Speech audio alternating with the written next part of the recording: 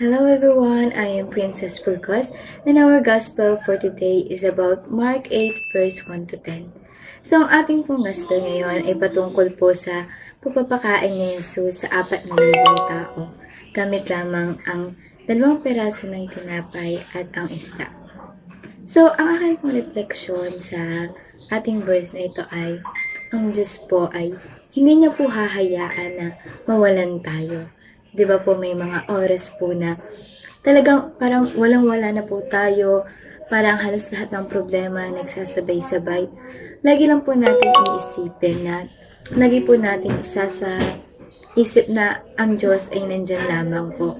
Siguro yun ay pagsubok niya lamang para yung pananampalataya natin sa Kanya ay ating mapatatag. At sana po, huwag po nating hahayaan na yung mga problemang yun, yung mga pagkakataon na yun ang maglayo sa atin sa Diyos. At higit po sa lahat, kung sakali man po na mawalan tayo, manalig lamang po tayo na hindi niya po hahayaan na mawalan tayo dahil anak niya po tayo. Kung yung 4,000 nga po na tao na pakain niya, na bigyan niya ng pangangailangan, paano pa po kaya tayo? Tayo po ng mga anak niya ay pinakamamahal ng ating Diyos. Kaya huwag po tayong mawawala ng pananalig sa Kanya. Sa ating may mga problema po tayo at may mga pagkakataon na yung buhay natin ay lugmok na. Palagi lang po natin iisipin na meron tayong Diyos na lagi nandiyan para sa atin. Handang tayong damayan, handa tayong bigyan.